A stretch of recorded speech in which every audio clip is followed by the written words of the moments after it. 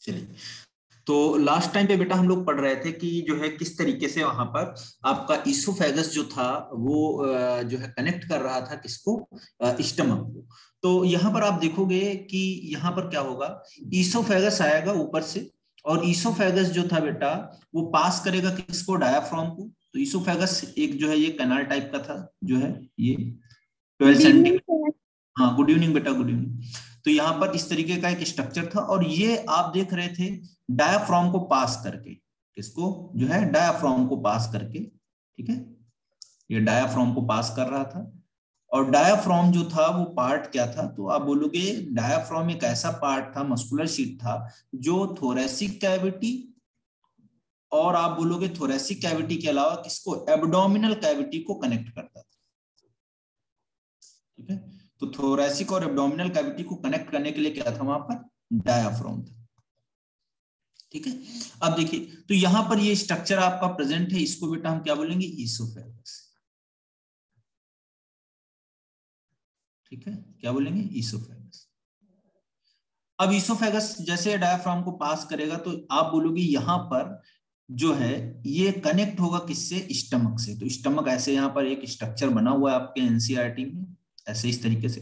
तो ये एक जो है स्टमक वाला पार्ट आपको देखने को मिलेगा, ऐसे ऐसे ये जुड़ा हुआ है। तो बच्चों जो स्टमक था ये इसोफेगस से जुड़ा हुआ था, एक यहाँ पर इंस्फिंक्टर प्रेजेंट था। इंस्फिंक्टर का मतलब क्या है, इंस्फिंक्टर जो है आपका स्मूथ मसल्स के बने हुए कुछ ऐसे स्ट्रक्चर्स हैं जो आप बोलोगे कि रेगुलेट करते हैं या बैकफ्लो को रोकते हैं। तो यहाँ पर आप बोलोगे ये वाला जो इंस्फिंक्टर था वो कौन सा था, तो यहाँ पर आप बोलोगे गैस्ट्रो ईसोफिजियल इंस्फिंक्टर। क्या बोलोगे, गैस्ट्रो ईसोफेजियल इंस्फिंक्टर।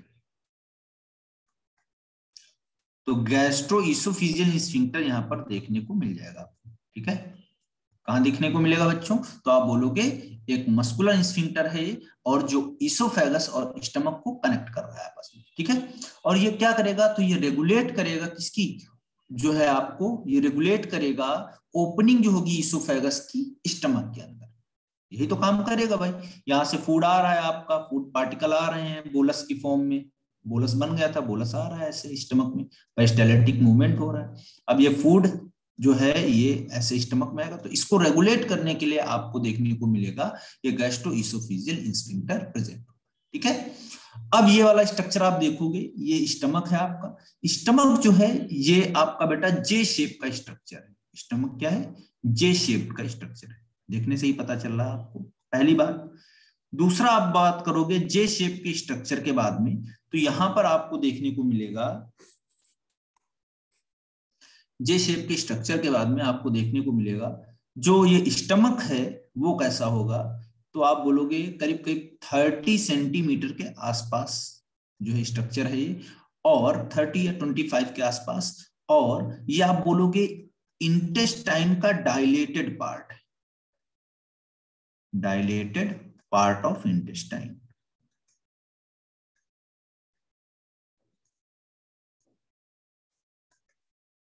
ठीक है, डायलेटेड पार्ट ऑफ इंटेस्टाइन। चलिए, अब देखिए, आप तो जे शेप का स्ट्रक्चर है, और जो है आपका जो है आपको देखने को मिलेगा 30 सेंटीमीटर के आसपास है, डायलेटेड पार्ट ऑफ इंटेस्टाइन है। ठीक है, क्लियर है।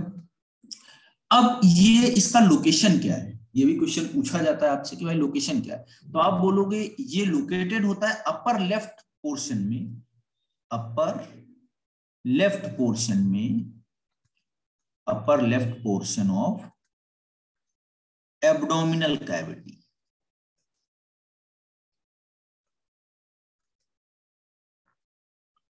ठीक है, एब्डोमिनल कैविटी।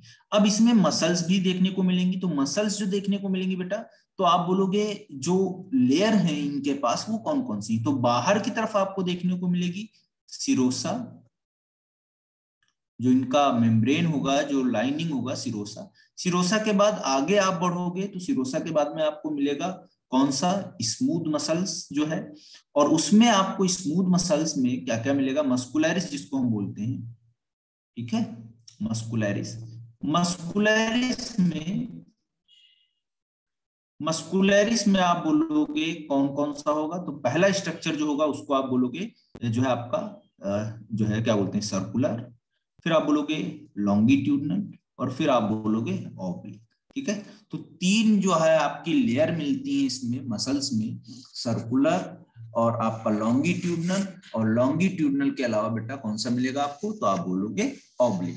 ऑब्लिक मसल्स जो होती हैं स्पेशली प्रेजेंट होती हैं किसमें, आपका स्टमक में, और ये हेल्प करती हैं चर्निंग मूवमेंट में। चर्निंग मूवमेंट का मतलब क्या है कि ये क्या करेंगे, जो आपका मैकेनिकल जो आप बोलोगे क्रशिंग है फूड की, उसको करेंगे। तो सिरोसा के बाद में मस्कुलरिस आएगा, और मस्कुलरिस में इनर सर्कुलर होगा। अच्छा एक मिनट सर, यहाँ पे इसको सही कर लेते हैं। देखिए इनर आपका क्या होगा, सर्कुलरिस होगा, और जो है आपका आउटर क्या होगा, लॉन्गिट्यूडनल। यहाँ पर एल बना लेते हैं पहले, लॉन्गिट्यूडनल, और लॉन्गिट्यूडनल के बाद में सर्कुलरिस, और उसके बाद में ऑब्लिक, एल सी यू। ठीक है, तीन ये लेयर होंगे। तो आउटर लॉन्गिट्यूडनल हो गया, सर्कुलर हो गया, और ऑब्लिक आपका इनर रीजन होगा। मस्कुलरिस के बाद में आप बोलोगे फिर इसमें क्या होगा, सब म्यूकोसा होगी, और सब म्यूकोसा के बाद में आपको देखने को मिलेगा म्यूकोसा। तो इस तरीके से यहाँ पर ये चार आपकी जो ये स्टमक है उसमें चार लेयर देखने को मिलेंगी। अब इस स्टमक के अंदर बेटा आप बोलोगे कि स्टमक में जो है कौन कौन से पोर्शंस हैं, काम क्या है इनका, तो वो देखते हैं। तो स्टमक आप देखोगे ये वाला जो पार्ट है इसको हम बोलते हैं पहला पार्ट है, that is known as cardiac. Cardiac क्यों बोल रहे हैं, क्योंकि देखिए आप यहाँ पर ये आपका पहला पोर्शन गैस्ट्रो इसोफेजियल बोल, गैस्ट्रो इसोफेजियल। ठीक है, तो कार्डियो इसोफेजियल स्फिंक्टर भी बोलते हैं इसको। तो ये स्फिंक्टर यहाँ पर कार्डियक रीजन में, इधर आपका दूसरा पार्ट है, इसको बेटा हम बोलते हैं फंडस। क्या बोलेंगे, फंडस। फंडस के बाद में आप आगे आओगे तो पहला हो गया आपका कार्डियक, दूसरा हो गया फंडस, और तीसरा आपका हो जाएगा कौन सा, बॉडी। ये बॉडी वाला पार्ट हो गया, और बॉडी के बाद में आप बोलोगे चौथा फोर्थ ये वाला रीजन जो है इसको बोलते हैं पाइलोरिक। तो एनसीईआरटी में एक डायग्राम बना हुआ है आपका पेज नंबर 259 पे, वो आप देखोगे तो उसमें स्टमक का जो है फंडस और जो है कार्डियक रीजन, बॉडी नहीं दिया है लेकिन नई वाली एनसीईआरटी में आपको देखने को मिलेगा, पुरानी वाली में नहीं है। ठीक है, तो पाइलोरिक इस चार पार्ट में डिवाइड है। अब देखिए इनको अगर आप देखोगे तो जो इनका इंटरनल स्ट्रक्चर है कुछ इस तरीके से रूगी लाइक स्ट्रक्चर बनाता है इनका ल्यूमेन जो है ऐसे। तो इसको हम बेटा बोलते हैं कि यहां पर क्या है, रूगी लाइक स्ट्रक्चर है। ठीक है, रूगी। ये रूगी बेटा किस लिए रिस्पॉन्सिबल है, तो आप बोलोगे क्रशिंग, किसकी, क्रशिंग ऑफ फूड। तो क्रशिंग ऑफ फूड के लिए रिस्पॉन्सिबल है। यहां पर जो फूड आएगा स्टमक में वो बोलस की फॉर्म में आएगा, और बोलस जो होगा it get converted into chyme. किसमें कन्वर्ट हो जाएगा, काइम में। ठीक है, इन प्रेजेंस ऑफ आप बोलोगे गैस्ट्रिक जूसेस। तो गैस्ट्रिक जूसेस के प्रेजेंस में बोलस जो होगा वो काइम के रूप में जो है कन्वर्ट हो जाएगा। ठीक है, अब इसको हम क्या बोलेंगे, that is known as chyme. तो हमने देखा यहाँ पर चार पोर्शंस हैं। पहला बेटा आपका cardiac, second one is the fundus, and third one is the body, and fourth one is the pyloric. ठीक है, ये स्टमक का आपका स्ट्रक्चर हो गया। ठीक है, अब ये देखिए स्टमक की शेप है जे शेप। जे शेप, जे शेप, ये सब स्टमक के बारे में मैंने पूरी स्लाइड में बताया आपको। ठीक है, सर एक बार कार्डिक का रोल दोबारा से बता दो। कार्डियक जो इसोफिजियल स्फिंक्टर है एक्चुअल में ये पोर्शन है, यहाँ पर स्फिंक्टर देखिए, ये मैंने बोला कि इंट्री को रेगुलेट, फूड जो ऊपर से आ रहा है ना, ये वाला देखिए मैंने फूड लेके आया हूं मैं, तो ये फूड की इंट्री को रेगुलेट कर रहा है कि कितना फूड जाना है कितना नहीं जाना है। ठीक है, उस चीज को रेगुलेट कर रहा है। तो गैस्ट्रोइसोफिजियल स्फिंक्टर जो है वो रेगुलेट कर रहा है फूड इंट्री को, इंट्री ऑफ फूड।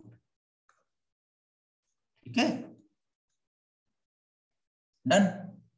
और सर डायलेटेड मतलब, डायलेटेड मतलब बड़ा चौड़ा, इंटेस्टाइन पहले ऐसे आ रहा बिल्कुल, देखो ऊपर से इसोफेगस बिल्कुल सीधा, फिर एकदम से फैल गया। ठीक है, डायलेट करेगा। Okay sir. आगे बढ़े। Yes sir.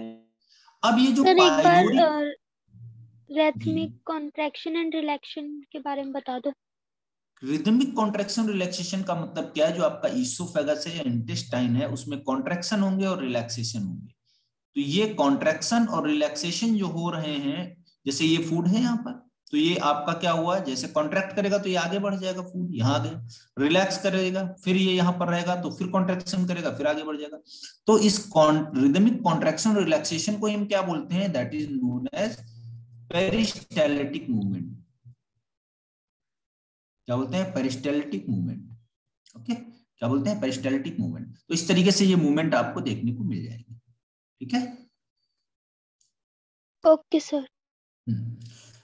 अब आगे देखिए, जब आप पाइलोरिक रीजन में पहुंचोगे तो अब ये स्टमक की एंडिंग है, यहां से स्टमक खत्म हो रहा है और यहां पर एक स्फिंक्टर आपको और मिलेगा।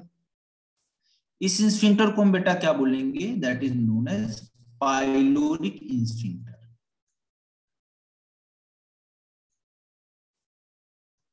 क्या बोलेंगे इसको? Pyloric sphincter.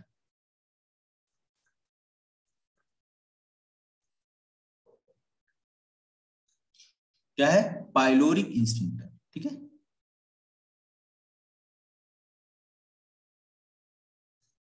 ठीक है, पाइलोरिक स्फिंक्टर यहां पर देखिए। तो पाइलोरिक स्फिंक्टर क्या है बच्चों? तो पाइलोरिक स्फिंक्टर आपका ये स्ट्रक्चर जो है ये स्टमक से किसको, स्टमक के पाइलोरिक रीजन को कनेक्ट कर रहा था किससे? आपका स्मॉल इंटेस्टाइन से। तो स्टमक हमारा कंप्लीट हो गया। ठीक है, अब इसके बारे में आगे फिजियोलॉजी में हम देखेंगे। एनाटॉमिकल रोल जो था वो हमने कंप्लीट कर लिया। आगे बढ़ते हैं। इसमें कोई प्रॉब्लम तो नहीं किसी को बेटा? Any problem? मस्कुलरिस में सर आपने ये जो लॉन्गिट्यूडनल, सर्कुलर और सर ये जो लास्ट बनाई है, ऑब्लिक, सर बनेगी कैसे? क्या बेटा? सर इनका स्ट्रक्चर कैसे होगा? ये बेटा अभी हम एनाटॉमी जब पढ़ेंगे ना इंटेस्टाइन का तो वहां पर डिस्कस करेंगे। ठीक है, ओके। ठीक, चलो नेक्स्ट देखते हैं। उसके बाद अब हम आगे जब आएंगे तो स्टमक से आगे आएंगे तो स्टमक का ये पाइलोरिक रीजन था, ऐसे हम देख रहे थे, ये डायलेटेड पार्ट ऐसे आया हुआ था, ये पाइलोरिक रीजन था। यहां पर आपका स्फिंक्टर था जिसको हम बोल रहे थे क्या? Pyloric sphincter. ठीक है, अब इसके आगे आप बोलोगे जो आपका पार्ट होगा वो कौन सा होगा? तो यहां से आपका जो है स्टार्ट हो जाता है स्मॉल इंटेस्टाइन।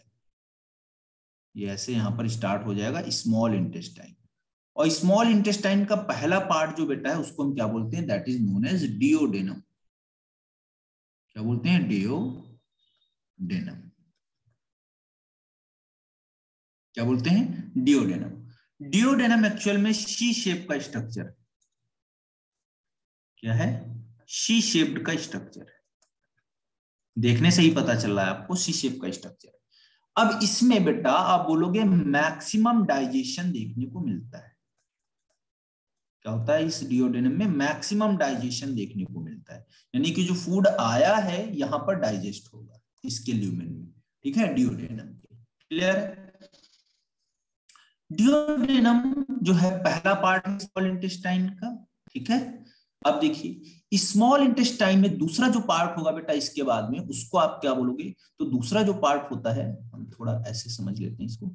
यहाँ पर एक चीज और यहाँ पर ऐड करना पड़ेगा डायग्राम में, कुछ ऐसा डायग्राम, ये लार्ज इंटेस्टाइन का पार्ट। ठीक है, तो आप इसको निगलेक्ट करके चलना भी, लेकिन साथ में बनाना पड़ेगा हमें डायग्राम।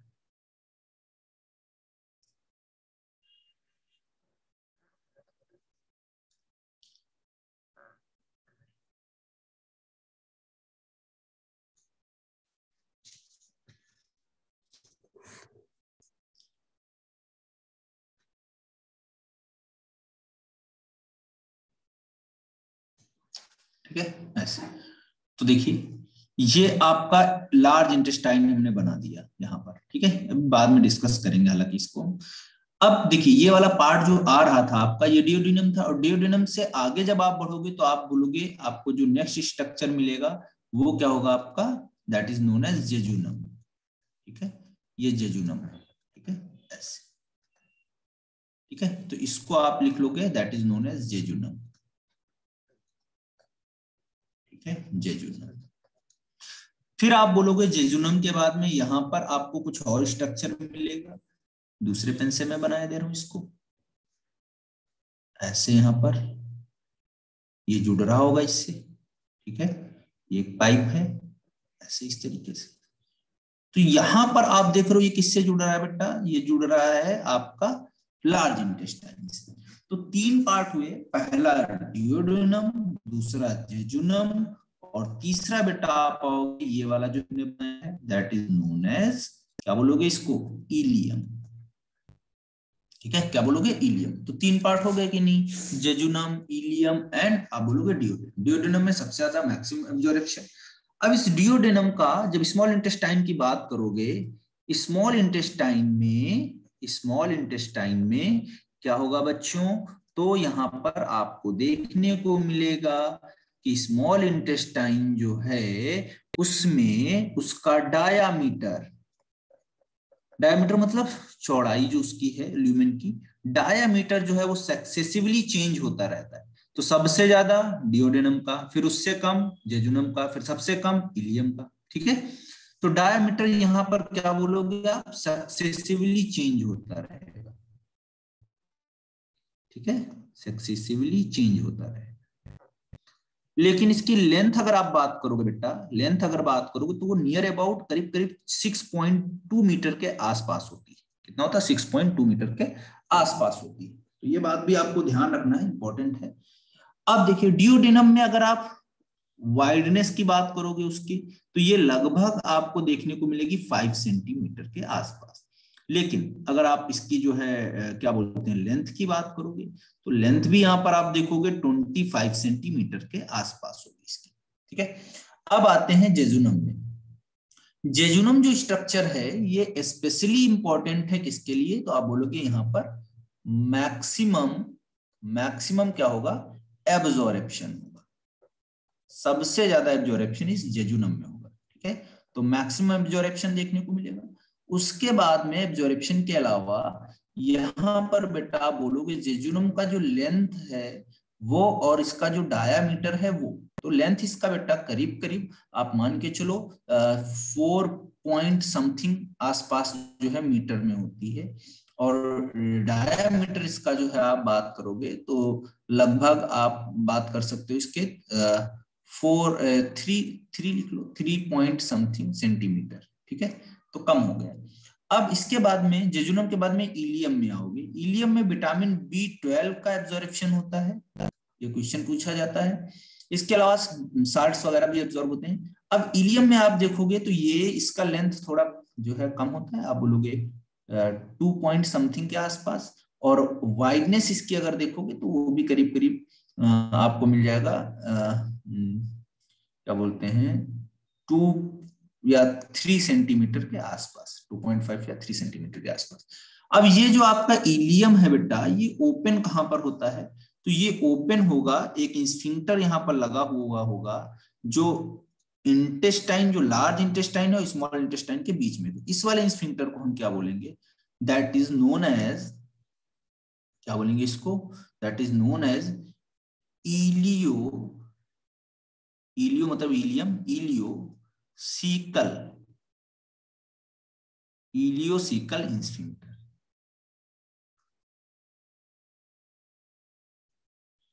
तो यहां पर इलियोसिकल स्फिंक्टर देखने को मिलेगा। ठीक है, चलिए, तो यहां से फूड आया, यहां पर आ जाएगा। तो अब यहां पर जो फूड था वो बेटा क्या था, काइम था। अब यहां पर फूड जब आएगा तो ये आप लार्ज इंटेस्टाइन में एंटर कर जाओगे। कहां एंटर कर जाओगे, लार्ज इंटेस्टाइन में जो है एंटर कर जाओगे। ठीक है, तो डियोडेनम सी शेप की हो गई। उसके बाद आप बोलोगे, हाँ बोलो बेटा। सर यहाँ पर लेंथ इसकी कितनी लिखी है जेजुनम की?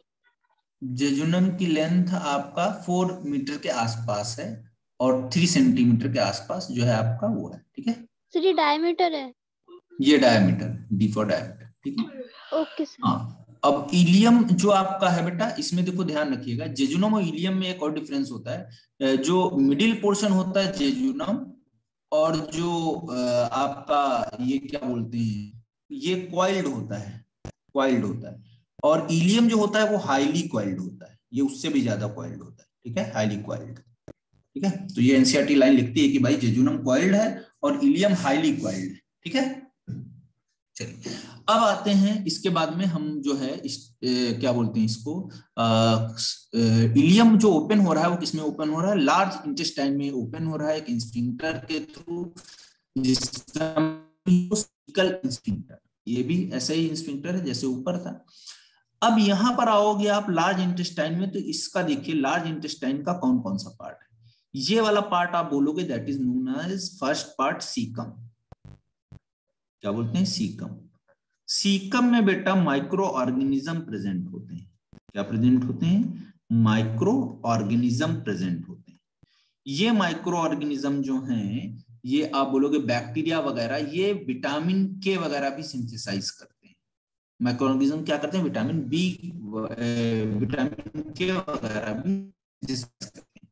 उसके बाद आप आगे बढ़ोगे सीकम के बाद में, ये आप देखोगे यहाँ पर एक स्ट्रक्चर लगा हुआ है सीकम से, ऐसे हमने लगाया है ये वाला स्ट्रक्चर, इसको बेटा हम क्या बोलते हैं, तो दैट इज नोन एज, क्या बोलेंगे इसको, अपेंडिक्स, वर्मीफॉर्म अपेंडिक्स बोलते हैं। और ये अपेंडिक्स जो है वो आप बोलोगे, अपेंडिक्स जो है ये आपका कैसा है, लिम्फॉइड स्ट्रक्चर है।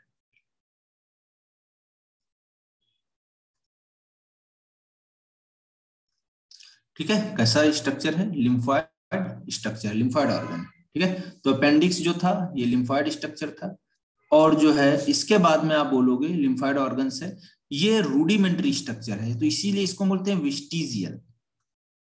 ऐसा है विस्टीजियल स्ट्रक्चर, विस्टीजियल का मतलब काम के लायक नहीं है, ठीक है। तो वर्मीफॉर्म अपेंडिक्स हो गया। आगे बढ़ते हैं, तो सीकम से लगा हुआ लिम्फॉइड स्ट्रक्चर है। आगे बढ़ोगे तो आपको मिलेगा जो पार्ट है ये कोलन है। कोलन का पहला पार्ट जो ऊपर की तरफ जा रहा है इसको हम बोलते हैं असेंडिंग कोलन। क्या बोलते हैं, असेंडिंग कोलन। ये वाला जो आपका पार्ट है इसको क्या बोलते हैं, असेंडिंग कोलन। पहला पार्ट कोलन का असेंडिंग कोलन। दूसरा बेटा आप देखिए यहाँ पर आपको ये ऐसे मिल रहा है जाते हुए ऐसे, इसको हम बोलते हैं that is known as transverse colon. यहाँ लिखे दे रहा हूं मैं, दूसरा पार्ट क्या है, ट्रांसवर्स। ये लार्ज इंटेस्टाइन का पार्ट मैं बता रहा हूं, ट्रांसवर्स कोलन। ट्रांसवर्स कोलन के बाद में आप ऐसे यहां पर आओगे, तो यहां पर आप बोलोगे ये क्या है आपका, डिसेंडिंग कोलन। ऐसा कोलन है, डिसेंडिंग कोलन है, ठीक है।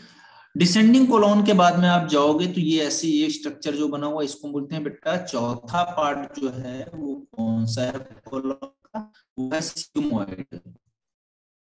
कैसा है, सिग्मोइडल। तो ये सिग्मोइडल हो गया, एनसीईआरटी में बना हुआ है डायग्राम, ठीक है। सिग्मोइडल हो गया, पुरानी एनसीईआरटी में आपको नहीं दिखेगा, नई एनसीईआरटी में सिग्मोइडल भी मेंशन किया है। तो सिग्मोइडल होगा। सिग्मोइडल के बाद में बेटा आप बोलोगे यहाँ पर रेक्टम होगा, और रेक्टम के बाद में ये आप देखोगे यहाँ पर एनस प्रेजेंट होगा, ठीक है। एनस में स्फिंक्टर्स वगैरह लगे हुए होंगे, ठीक है। तो इस तरीके से आपको ये पूरा लार्ज इंटेस्टाइन का स्ट्रक्चर दिखेगा। अब इन लार्ज इंटेस्टाइन में बेटा क्या होते हैं, कुछ बैंड्स ऐसे आपको दिखेंगे, ऐसे ये ऐसे बैंड दिखते हैं। इन बैंड को हम बेटा क्या बोलते हैं, they are known as taenia coli. बाहर से देखोगे आप तो इनको देखने को मिलेगा टीनिया कोली, ठीक है। ये बैंड लॉन्गिट्यूडनल बैंड है, ठीक है, बाहर से दिखते हैं। तो कोलन में ये, अब ये वाले स्ट्रक्चर देखो आप, ये वाले जो देख रहे हो, इनको जो हम बोलते हैं हॉस्ट्रा। क्या बोलते हैं, हॉस्ट्रा। और ये हॉस्ट्रा जो हैं ये बेटा रिस्पॉन्सिबल होते हैं फीसेस के शेप को प्रोवाइड करते हैं, ठीक है। तो ये मैंने आपको पूरा स्ट्रक्चर बता दिया किसका, it is the structure of large intestine and small intestine. Small intestine में 3 पार्ट, डिओडेनम, डिओडेनम, दूसरा आप बोलोगे जेजुनम, तीसरा इलियम। लार्ज इंटेस्टाइन में कितने पार्ट हैं, तो पहला आप बोलोगे सीकम, फिर कोलन। कोलन हमारा डिवाइड होगा 4 पार्ट में, ascending, transverse, descending, and last one is the sigmoidal. उसके बाद बेटा आप बोलोगे कि वहां पर एनस और रेक्टम देखने को मिलेगा। रेक्टम में टेम्परेरी स्टोरेज होगा किसका, आपका जो फीकल मैटर का, अनडाइजेस्टेड जो फूड पार्टिकल है, और एनस के थ्रू वहां पर बॉडी से बाहर एलिमिनेट किया जाएगा, जिसको हम बोलेंगे डिफिकेशन, या उसी को हम बोलते हैं इजेशन। ठीक है, तो ये कहानी होती सर अपेंडिक्स के नीचे क्या लिखा है? समझ में आ गया? अपेंडिक्स के नीचे लिखा लिम्फॉइड ऑर्गन या वेस्टिजियल स्ट्रक्चर। वेस्टिजियल मतलब जो काम का नहीं हो, रूडिमेंट्री होता है ना, बहुत सारे वेस्टिजियल स्ट्रक्चर्स देखने को मिलते हैं।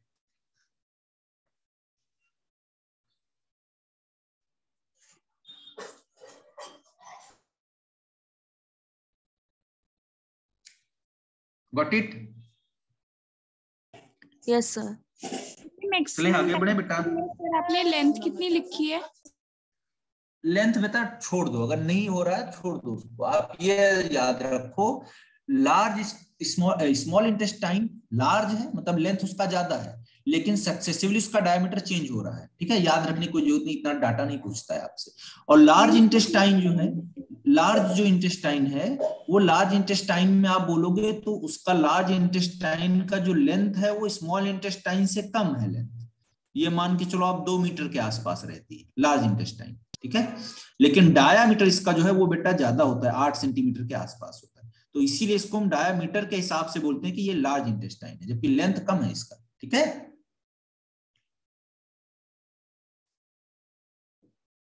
सर फिर भी एक बार बता दो सर, ये लेंथ 2.5 ही लिखा है ना आपने? कहाँ पे? हाँ, ये ये वाला ना, हाँ 2.5 है सेंटीमीटर, ऊपर वाला मीटर में। तो सर यहाँ पर नहीं, सर मैक्सिमम डाइजेशन के बाद। मैक्सिमम डाइजेशन के बाद में ये डिओडेनम का लिखा बेटा मैंने सिर्फ। यस सर, वही पूछ रही हूँ। ये 5 सेंटीमीटर है आपकी, और लेंथ इसकी 25 centimetre. Okay sir. Sir small intestine में कौन कौन से पार्ट है? एक तो डिओडेनम, इलियम, जेजुनम, फिर इलियम।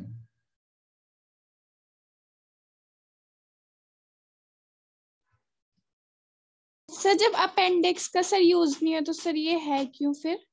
ये पहले बेटा यूज था इसका, जैसे पहले ये क्या करता था, सेलुलोज का डाइजेशन करवाता था, जो है आपके क्या बोलते हैं उसमें, एनिमल्स वगैरह में। तो ह्यूमन ने धीरे धीरे क्या किया, वो तो ओमनी मतलब क्या बोलते हो, फ्लैश ईटिंग करने लगा, ओमनीवोरस होगा, तो धीरे धीरे घास फूस खाना कम कर दिया होगा, तो सेलुलोज तो हमको मिलेगा नहीं उसमें, तो धीरे धीरे रूडिमेंट्री होगा evolution, due to course of evolution. ठीक है, ओके सर। चलिए आगे बढ़े आप, बोलिए। Yes sir. चलो आगे बढ़ते हैं। नेक्स्ट, समझ में आ गया ना सभी को? बहुत इजी एकदम बेहतरीन तरीके से। चलो आगे बढ़ते हैं। अब हम बेटा नेक्स्ट टॉपिक बात करेंगे कि जो एलिमेंट्री कैनाल है, जो एलिमेंट्री कैनाल है उसमें लेयर कितनी है।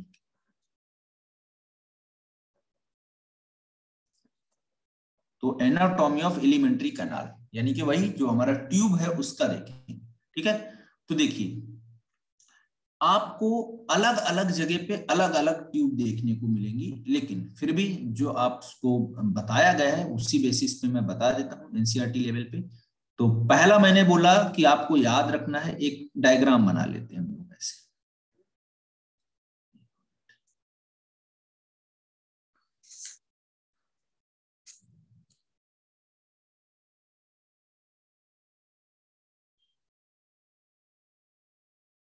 चलो तो एक डायग्राम बनाते हैं। सबसे पहले अंदर की तरफ देखते हैं, जो अंदर की तरफ जो लेयर है वो कौन कौन सी है। तो एक सेक्शन हमने कट कर लिया इंटेस्टाइन का। अंदर पे हमको जो लेयर दिखेंगी बेटा उसको हम क्या बोलेंगे, ऐसे विलाई लाइक स्ट्रक्चर प्रेजेंट होते हैं, ऐसे ये विलाई लाइक स्ट्रक्चर ऐसे देखने को आपको। ठीक है, तो सबसे पहला जो अंदर का इनर लेयर है उसको क्या बोलते हैं, म्यूकोसा। क्या बोलते हैं, म्यूकोसा। ठीक है, फिर देखिए इसके बाहर दूसरी लेयर की बात करते हैं।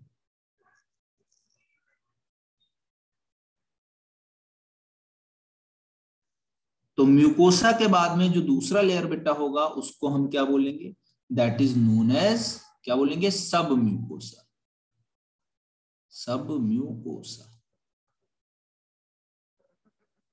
तो म्यूकोसा हो गया, फिर सब म्यूकोसा हो गया। सब म्यूकोसा के बाद में देखिए आप,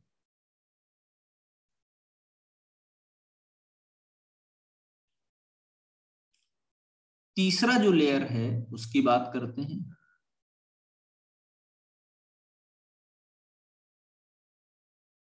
तीसरा लेयर हो गया,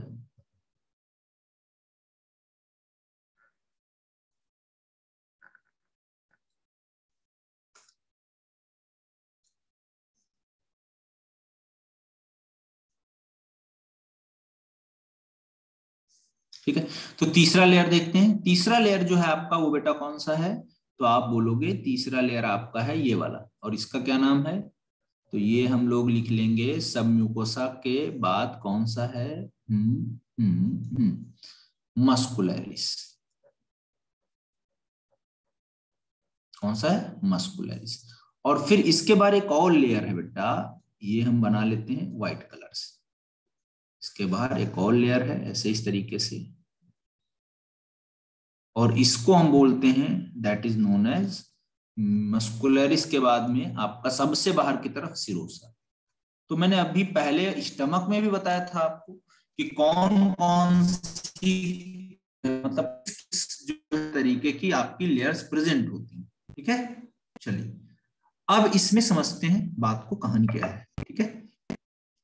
तो इसमें जो आपको लेयर्स देखने को मिलेंगी, जैसे पहला लेयर जो एलिमेंट्री वॉल जो है उसकी जो, ये समझ पा रहे हो ना, एलिमेंट्री वॉल हमने लिया ऐसे एलिमेंट्री और इसको कट कर लिया, कट करके इसका टीएस सेक्शन है, ये ट्रांसफर सेक्शन है, ठीक है, क्लियर। तो देखेंगे ट्रांसफर सेक्शन में, तो सिरोसा सबसे बाहर की तरफ है, ठीक है। अब ईसोफेगस से लेकर रेक्टम तक, कहां से, ईसोफेगस से लेकर रेक्टम तक जो है 4 लेयर प्रेजेंट होती है। कितनी लेयर, 4 लेयर। तो आउटर सिरोसा, फिर मस्कुलरिस, फिर सब म्यूकोसा, फिर म्यूकोसा, 4 लेयर प्रेजेंट है, ठीक है। ये जो सिरोसा है इसको बेटा हम बोलते हैं, ये पहली लेयर है, ये आउटर मोस्ट लेयर है, आउटर मोस्ट लेयर है, ठीक है। कैसी लेयर है, आउटर मोस्ट, मतलब सबसे बाहर की तरफ की लेयर है, इसको हम क्या बोलते हैं, सिरोसा। अब ये जो सिरोसा होती है बेटा, ये बनी किससे होगी, तो आप बोलोगे ये जो सिरोसा है ये बनी होती है आपकी मीजोथीलियम से। किससे बनी होती है, तो यहां पर मीजोथीलियम पाई जाती है। मीजोथीलियम आपको याद हो आ रहा होगा कि जो आपका एम्ब्रियोनिक डेवलपमेंट के टाइम पे एक्टोडर्म, मेसोडर्म और एंडोडर्म, 3 जो लेयर थी जर्म लेयर्स, वहां से जो इपिथेलियल मीजोडर्म ओरिजिन की होगी वो अगर बनाएगी तो आप बोलोगे वो क्या है, आपकी मीजोथीलियम है। तो सिरोसा मीजोथीलियम की बनी हुई आउटर मोस्ट लेयर था, जो कि इपिथेलियम होता है विसरल ऑर्गन्स का, ठीक है। इसके अलावा इसमें कुछ कनेक्टिव टिश्यू भी देखने को मिलेंगे। तो कनेक्टिव टिश्यू और मीजोथीलियम दोनों मिलके बेटा क्या बना रहे हैं, outermost covering of intestine या alimentary canal, that is known as serosa, ठीक है, गॉट इट। अब दूसरा देखिए, मस्कुलरिस के पास पहुंचते हैं तो इसमें हमको स्मूथ मसल्स देखने को मिलती है। मस्कुलरिस जो दूसरा हमारा लेयर है इसके पास पहुंचते हैं ये वाला, तो इसमें हमको बेटा क्या देखने को मिलता है, जो है स्मूथ मसल्स देखने को मिलती हैं। और इस मस्कुलरिस में, ये वाला जो आपका मस्कुलरिस है, इसमें आप देखोगे कौन कौन सी लेयर है, तो हमने अभी आपको बताया था कि यहाँ पर आउटर आप बोलोगे कौन सी होगी, अभी पीछे मैंने बताया था आपको, आउटर लॉन्गिट्यूडनल, इनर सर्कुलर, और स्टमक में केवल आपको देखने को मिलेगी, स्टमक के केस में ऑब्लिक भी देखने को मिलेगी, बाकी जगह पे ऑब्लिक नहीं है, केवल कहाँ, स्टमक में ऑब्लिक प्रेजेंट है, बाकी जगह पे केवल 2 होंगी, आपका लॉन्गिट्यूडनल और सर्कुलरिस।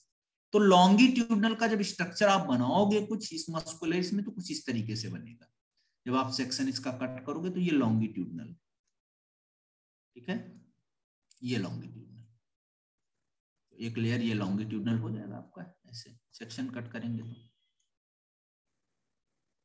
ठीक है, ऐसे इस तरीके से। अब लॉन्गिट्यूडनल के बाद में बेटा जो दूसरा आपका होगा उसको आप क्या बोलोगे, तो दैट इज नोन एज, इसको आप क्या बोलोगे, that is known as circular. Circular बना लो भाई, ये आपका ऐसे सर्कुलर हो जाएगा, तो सर्कुलर वाला ऐसे हम बना लेते हैं, ऐसे ये सर्कुलर हो गया, ठीक है, ऐसे सर्कुलर बना लेना है,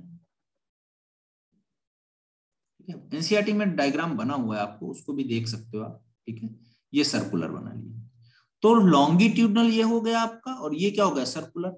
इन दोनों के बीच में बेटा क्या होता है, एक फाइन प्लेक्सस यानी कि नर्व्स पाई जाती इन दोनों के बीच में, ऐसे हम बना लेंगे, ऐसे नर्व्स पाई जाती हैं, नर्वस सिस्टम का पार्ट है, इसको बोलते हैं प्लेक्सस, ठीक है।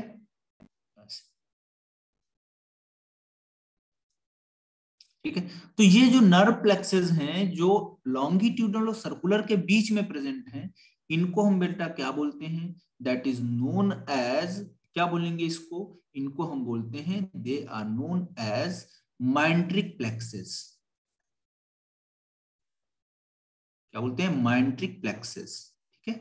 तो ये पेरिस्टाल्टिक मूवमेंट को कंट्रोल करते हैं, माइंट्रिक प्लेक्सेस नर्वस सिस्टम का पार्ट है, ऑटोनॉमिक नर्वस सिस्टम। अब आगे बढ़ते हैं, ऑब्लिक वाला मैंने बोल दिया केवल कहां पर होगा, स्टमक में प्रेजेंट होगा, कहां प्रेजेंट होगा, स्टमक में प्रेजेंट होगा, तो मॉडिफिकेशन है स्टमक में, तो वो तो बना नहीं रहा हूं, जगह यहां पे है नहीं। अब सब म्यूकोसा के पास पहुंचते हैं, सब म्यूकोसा के पास में जब आप पहुंचोगे तो सब म्यूकोसा जो होगा वो बना होगा किससे, लूज कनेक्टिव टिश्यू से, किससे बना हुआ होगा, लूज कनेक्टिव टिश्यू से। तो ये इसमें क्या मिलेगा आपको, तो आप बोलोगे लूज कनेक्टिव टिश्यू, और लूज कनेक्टिव टिश्यू हमने पढ़ा था कौन होता है, एडिपोज टिश्यू और एरियोलर टिश्यू, वही तो था लूज कनेक्टिव में, है ना। तो आपका लूज कनेक्टिव टिश्यू में आपको देखने को मिलेगा एडिपोज टिश्यू और एरियोलर टिश्यू, ये सारे यहाँ पर देखने को मिलेंगे। इसके अलावा इसमें बेटा और क्या होगा, तो आप बोलोगे नर्व्स होंगी, ब्लड वेसल्स होंगी, क्या होंगी, नर्व्स होंगी, ब्लड वेसल्स होंगी और लिम्फ वेसल्स होंगी, ठीक है। तो इतने ये सारे स्ट्रक्चर आपको यहाँ पर देखने को मिल जाएंगे, किसमें, तो आप बोलोगे सब म्यूकोसा में। सब म्यूकोसा किससे बनी हुई है, loose connective tissue, nerves, blood vessels, lymph vessels, ये सारी चीजें सब म्यूकोसा में मिलेंगी। अब सब म्यूकोसा में भी कुछ प्लेक्सेस प्रेजेंट होते हैं, आप बनाना चाहो तो बना सकते हो ऐसे, इनको बोलते हैं सब म्यूकोसल प्लेक्सेस। क्या बोलते हैं, सब म्यूकोसल प्लेक्सेस, ऐसे यहाँ पर लिख लेंगे हम लोग, सब म्यूकोसल प्लेक्सेस, या बेटा हम बोलते हैं इनको मीजनर प्लेक्सेस। क्या बोलते हैं, मीजनर प्लेक्सेस। तो सब म्यूकोसल प्लेक्सेस या मीजनर प्लेक्सेस ये क्या होते हैं, जो ब्रूनर्स ग्लैंड होती हैं सब म्यूकोसा में प्रेजेंट होती हैं, ये भी आगे पढ़ाऊंगा। ब्रूनर्स ग्लैंड जो होती हैं सब म्यूकोसल जो आपकी लेयर होती है उसमें प्रेजेंट होता है, तो ये सिक्रीशन में हेल्प करती हैं, इसमें सिक्रीशन में हेल्प करती हैं, म्यूकस के सिक्रीशन में। तो ये आपके नर्व्स यहाँ पर सब म्यूकोसा में प्रेजेंट होंगे। अब सबसे इनर मोस्ट पे चलते हैं, तो 2 हो गई, ये 3 हो गई, चौथी पे चलते हैं जो म्यूकोसा है, ये वाला देखिए म्यूकोसा। म्यूकोसा जो है वो इनर मोस्ट है कि नहीं है, तो ये आप बोलोगे इनर मोस्ट लेयर, ऐसे इनर मोस्ट लेयर है। और ये इनर मोस्ट लेयर जो है, ये जो इनर मोस्ट लेयर है किसकी, आप बोलोगे म्यूकोसा की। इसमें आपको देखने को मिलेगा कि जो ल्यूमन है, ये ल्यूमन है, ल्यूमन के साइड में होगा, ठीक है। इनके पास क्या है, माइक्रोविलाई वाले भी स्ट्रक्चर प्रेजेंट हैं, यहाँ पर माइक्रोविलाई भी प्रेजेंट है। तो माइक्रोविलाई प्रेजेंट है तो एब्जॉर्प्शन में भी रोल प्ले कर रही है, कैसे, किसमें रोल प्ले करेंगी, आप बोलोगे एब्जॉर्प्शन में भी रोल प्ले करेंगे, ठीक है। तो म्यूकोसल जो लेयर है, ठीक है, इसमें आपको देखने को मिलेगा कि एलिमेंट्री कैनाल का जो इनर मोस्ट पार्ट है, लाइनिंग जो है ल्यूमन की तरफ एलिमेंट्री कैनाल का, वो म्यूकोसा का बना हुआ है। और ये लेयर जो होती है वो इरेगुलर फोल्ड्स को बनाती है, किसमें, स्टमक के अंदर। याद करिए रूगी मैंने बताया था, तो रूगी कहां बनेगी, स्टमक के अंदर बनेगी, इसी से बनाएंगे, ठीक है। लेकिन वहीं आप अगर स्मॉल इंटेस्टाइन के केस में बात करोगे तो ये म्यूकोसा जो होती हैं ये बेटा क्या बनाती हैं, विलाई बना लेती हैं, क्या बनाती हैं, विलाई। और विलाई के पास में अगर ऐसे स्ट्रक्चर आप देखोगे तो इनके पास क्या होते हैं, आपके माइक्रोविलाई प्रेजेंट होते हैं, माइक्रोविलाई। और ये किसमें हेल्प करेंगी, एब्जॉर्प्शन में रोल पार्टिसिपेट करेंगे, ठीक है। तो स्मॉल इंटेस्टाइन में वही फोल्डिंग म्यूकोसा की विलाई बना रही है, लेकिन स्टमक में वही फिंगर लाइक फोल्डिंग क्या बना रहे हैं, सॉरी वही स्टमक में आप देखोगे इरेगुलर फोल्ड्स जो होते हैं वो क्या बना रहे होंगे, रूगी बना रहे हैं। तो स्टमक में यही म्यूकोसा रूगी बना रहा है, लेकिन अगर आप स्मॉल इंटेस्टाइन में बात करोगे तो यही म्यूकोसा क्या बना रहा है, विलाई बना रहा है, विलाई जैसे स्ट्रक्चर्स बना रहा है। ठीक है, और जो प्रोजेक्शंस हैं उनको हम क्या बोलते हैं, माइक्रोविलाई बोलते हैं या ब्रश बॉर्डर बोलते हैं, जो हमने टिश्यू में डिस्कस किया। ठीक है, ये किस लिए बनाते हैं, तो यहां पर आप बोलोगे विलाई जो होते हैं वो एब्जॉर्बिव सरफेस को बढ़ाते हैं, और एब्जॉर्बिव सरफेस बढ़ेगा तो आपको पता है यहाँ पर एब्जॉर्बिव सरफेस अगर बढ़ेगा तो यहाँ पर क्या होगा, एब्जॉर्बिव सरफेस अगर बढ़ेगा तो आप बोलोगे एब्जॉर्प्शन तेजी से होगा, एब्जॉर्प्शन होगा तो आपको पता है कोई प्रॉब्लम नहीं होगा, ज्यादा से ज्यादा न्यूट्रिएंट्स क्या होंगे, एब्जॉर्ब किए जाएंगे। ठीक है, तो सरफेस एरिया बढ़ाने के लिए यहाँ पर विलाई प्रेजेंट होती है। विलाई जो होते हैं यहाँ पर कैपिलरी इनमें देखने को मिलेंगी, लार्ज लिम्फ वेसल्स देखने को मिलेंगी जिनको लैक्टियल्स बोलते हैं, और ये लैक्टियल्स जो बेटा होते हैं वो आप बोलोगे क्या करते हैं, फैट मॉलिक्यूल्स या ग्लिसरॉल को एब्जॉर्ब करते हैं। तो फैट और जो ग्लिसरॉल मॉलिक्यूल्स होते हैं वो लैक्टियल्स के थ्रू, ये लिम्फेटिक वेसल्स होती हैं उनको बोलते हैं, तो उनके थ्रू मूव करते हैं। ठीक है, इसके अलावा म्यूकोसल एपिथेलियल जो होती हैं उनके पास कुछ गॉबलेट सेल्स होती हैं। गॉबलेट सेल्स जो होती है वो म्यूकस सिक्रेटिंग सेल्स थी, मैंने पहले भी बताया था आपको, तो ये हेल्प करेंगी किसमें, लुब्रिकेशन में। ठीक है, इसके अलावा म्यूकोसा के पास में कुछ ग्लैंड्स भी होंगी, जैसे स्टमक में आप गैस्ट्रिक ग्लैंड बोलते हो, और जो है आपका बिलाई के पास में आप बोलोगे कि यहाँ पर इंटेस्टाइन में क्रिप्स ऑफ लिवर कोन होती है। ठीक है, तो अलग अलग जगह पे बहुत सारा मॉडिफिकेशन होता है, कुछ चीजें हैं वो हम लोग आगे पढ़ेंगे, अभी section of small intestine mucosa जो शो कर रहा है उसके बारे में। ठीक है, चलिए इतनी बात क्लियर है सभी को, एलिमेंट्री कैनल का स्ट्रक्चर। सर एक बार सब को हाँ बेटा बोलो, प्लेक्सिस का वर्क बता दो। इसका सब म्यूकोसल प्लेक्सिस का, म्यूकोसल प्लेक्सेस जो होंगे वो सब म्यूकोसा जो है वहां प्रेजेंट होंगे। सब म्यूकोसा ये वाला है तो इसमें कुछ ये नर्व्स के प्लेक्सेस प्रेजेंट है, फाइन।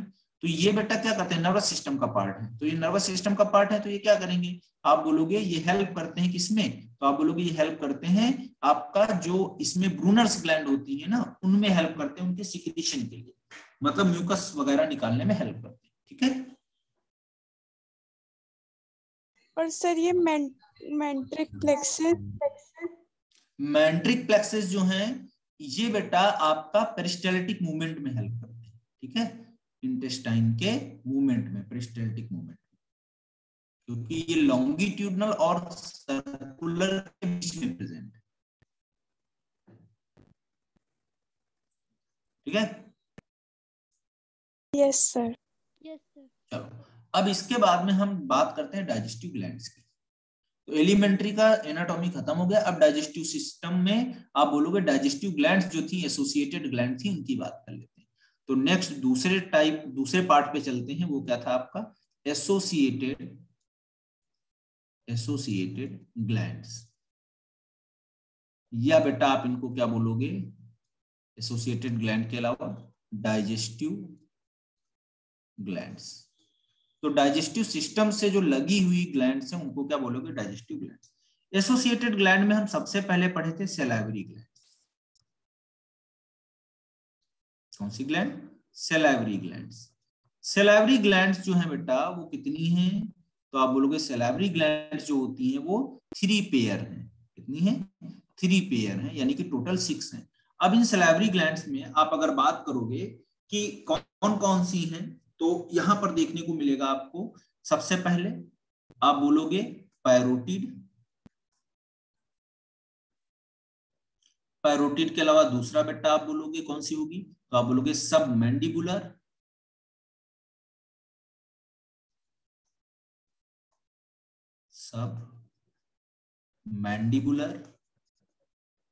या आप बोलोगे सब मैक्सिलरी, या आप बोलोगे तीसरा जो होगा वो कौन सा होगा, सब लिंगुअल। ठीक है, तो ये 3 आपकी एक एक पेयर करके ये 3 तरीके की 3 टाइप्स की सैलाइवरी ग्लैंड्स प्रेजेंट होंगी।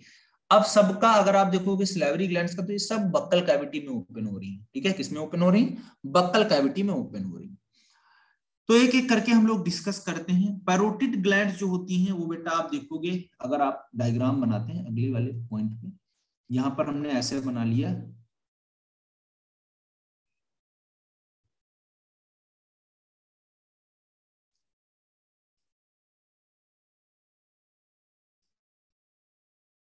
ये टंग वाला पार्ट हो गया, ठीक है। तो यहां पर ऐसे बना लेते हैं, ठीक है। अब देखिए यहां पर ईयर हो गया, यहां पर चिक्स के पास में यहां पर ग्लैंड प्रेजेंट होती है, इनको हम बोलते हैं पैरोटिड ग्लैंड, सबसे बड़ी ग्लैंड पैरोटिड ग्लैंड। अब इन पैरोटिड ग्लैंड से बेटा एक डक्ट निकलेगा, ये ऐसे डक्ट निकलेगा, और ये आके यहाँ पर प्रीमोलर और मोलर के बीच में ओपन हो जाएगा। तो ये एक्सोक्राइन नेचर की ग्लैंड्स हैं। तो यहाँ पर जो सिक्रीशन, जो मतलब सिलाइवा जो बनाया जाना है, ये यहाँ पर सिंथेसाइज होगा और इसके थ्रू ये कहाँ बक्कल कैविटी में डाल दिया जाएगा यहाँ पर, है ना। तो ये आपका पैरोटिड हो गया, पैरोटिड ग्लैंड हो गया। अब देखिए एनसीईआरटी बोलती है कि 3 पेयर में जो है यहाँ पर पैरोटिड ग्लैंड्स जो होती हैं वो चिक में देखने को मिलती हैं आपको, यहाँ पर कान के नीचे, यहाँ पर ऐसे इस जगह पे प्रेजेंट होती है। तो चिक वगैरह चिक में प्रेजेंट होती हैं। इसके अलावा जो आपकी सब मैक्सिलरी और सब मैंडिबुल होती हैं वो लोअर जॉ में। तो सब मैक्सिलरी और सब मैंडिबुलर यहाँ पर हम ऐसे मान लेते हैं, यहाँ पर आप कैसे बनाओगे, इधर ही बना लेते हैं, कोई इश्यू नहीं। यहाँ पर आपका ऐसे लोअर जॉ में ऐसे ये ओपन, ठीक है। तो ये वाली जो आपकी ये कौन सी है, सब मैक्सिलरी या आप बोलोगे सब मैंडिबुलर, ठीक है। ऐसे स्ट्रक्चर देखने को मिलेगा, ये आपका ओपन हो गया। अब इसके अलावा तीसरा जो होता है, जो टंग होता है उसके नीचे प्रेजेंट होता है, टंग के नीचे ये ओपन होता है और इसको हम बोलते हैं सबलिंगुअल। तो 3 हो गई आपकी, कौन कौन सी, पैरोटिड, सब मैक्सिलरी, सब मैंडिबुलर और तीसरा सबलिंगुअल, ठीक है। अब इसमें देखोगे जो सब मैंडिबुलर है वो आपको देखने को लोअर जॉ में मिलेगी, ठीक है उसकी, और सबलिंगुअल जो है वो बिलो द टंग है। ये कहां पर है, बिलो द टंग, यानी कि टंग के नीचे, ठीक है, क्लियर है। अब देखो ये ग्लैंड जो होती हैं वो बेटा प्रेजेंट कहां पर है, बक्कल कैविटी के बाहर प्रेजेंट है, और इनसे निकल के क्या आता है, तो आप बोलोगे आती है डक्ट्स। तो ये कैसी नेचर की होगी, एक्सोक्राइन नेचर की ग्लैंड्स होगी। कैसी होगी, एक्सोक्राइन नेचर की हो गई, क्योंकि यहाँ पर डक्ट वाला सिस्टम प्रेजेंट था, डक्ट वाले स्ट्रक्चर्स प्रेजेंट थे, ठीक है। अब ये सब मिलके करती क्या है, तो ये सारी जो ग्लैंड्स हैं ये मिलके क्या करती हैं, जो है सलाइवा जो है रिलीज करती है। क्या रिलीज करती है, सलाइवा रिलीज करती है। अब सलाइवा के काम क्या क्या है वो हम लोग आगे डिस्कस करेंगे, ठीक है। हाँ, तो सलाइवा का काम क्या क्या है वो हम लोग अभी देखेंगे। अब लेकिन पैरोटिड ग्लैंड, स्टेन्सन्स ग्लैंड, ये सब अगर आप देखोगे तो इनमें जो डक्ट हैं उनके अलग अलग जो है नाम दिए होते हैं, लेकिन आपके एनसीईआरटी में मेंशन नहीं है तो पढ़ने की जरूरत नहीं है, ठीक है। पैरोटिड को स्टेन्सन्स डक्ट प्रेजेंट होती है वहां पर, ऐसे ही डक्ट ऑफ रिविनस होता है ना, अलग अलग तरीके की डक्ट्स होती है, लेकिन इतना नहीं जानना है आपको, ठीक है। तो ये आपकी एलिमेंट्री जो है सॉरी सलाइवरी ग्लैंड्स हो गई। अब सलाइवा का काम देखिए आप, सलाइवा जो है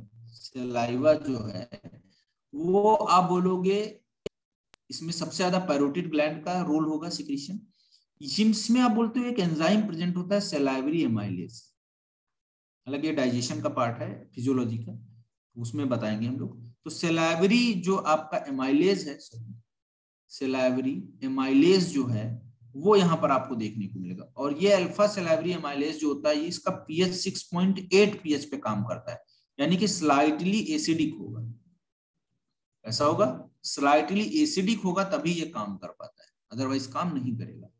इसके अलावा सलाइवा करती क्या है, लुब्रिकेट करती है, किसको, तो फूड को लुब्रिकेट करती है, इसको लुब्रिकेट करती है, फूड को लुब्रिकेट करती है। उसके अलावा देखो आप, फूड के अलावा और क्या करती है, फूड के लुब्रिकेशन के बाद में क्या करती है, तो यहाँ पर आप बोलोगे ये जो है आपका जो इसमें मतलब स्लाइटली एसिडिक नेचर का होता है ना, यहाँ पर माइक्रो ऑर्गेनिज्म जो है उनको भी यहाँ पर किल किया जाता है, ठीक है, वो भी मार दिए जाते हैं इसी सलाइवा में, ठीक है। तो बहुत सारे और भी चीजें होती हैं, सलाइवा एक बहुत इंपॉर्टेंट पार्ट है, और इसके बिना फूड को मतलब सॉलोइंग करना थोड़ा मुश्किल होगा, ठीक है। तो ये कहानी हो गई सलाइवरी ग्लैंड्स की। अब बेटा सलाइवरी ग्लैंड्स में क्या होता है, पैरोटिड में क्या होता है, इन्फेक्शन हो जाता है तो उसको माम्स बोलते हैं, पैरोटिड में अगर प्रॉब्लम आ जाता है, वह इन्फेक्शन हो जाता है वायरल, तो उसको बोलते हैं मम्स। ये क्वेश्चंस मिलेंगे आपको, हालांकि एनसीईआरटी में नहीं दिया, ठीक है।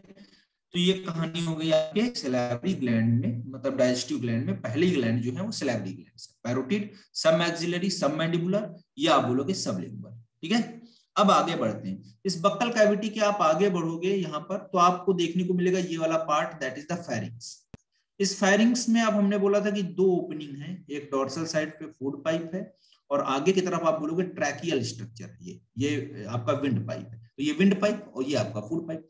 यहां पर आप देख रहे थे एक जो है कवरिंग था, जिसको आप बोल रहे थे एपिग्लोटिस फ्लैप लाइक स्ट्रक्चर, जिसको कवर कर दे रहा था।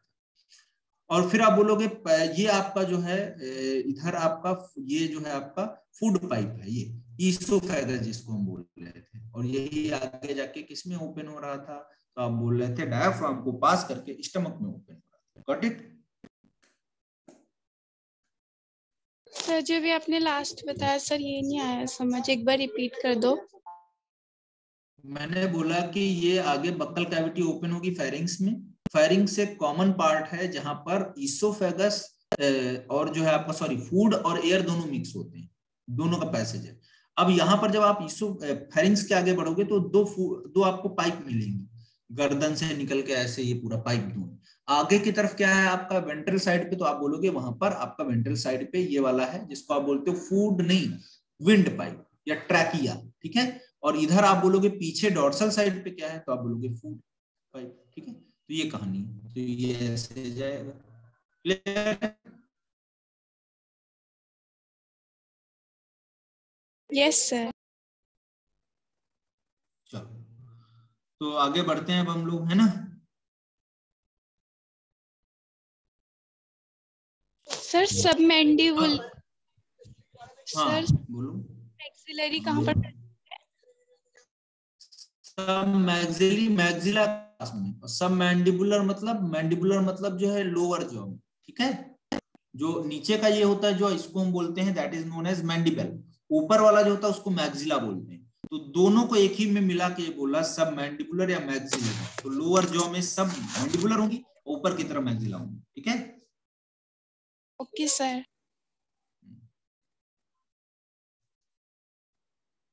चलो तो आज इतना मतलब यहीं तक रखते हैं हम लोग, क्योंकि अगला टॉपिक तो बड़ा है, ठीक है। आप लोग 5 मिनट रेस्ट कर लो तब तक, है ना। फिर हम लोग आगे डिस्कस करेंगे नेक्स्ट क्लास में क्या है, कैसे क्या है, क्या करना, ठीक है। लीवर के बारे में आगे डिस्कस करेंगे, ठीक है।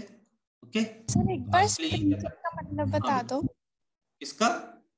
Sphincter. Sphincter. Yes sir. Sphincter जो है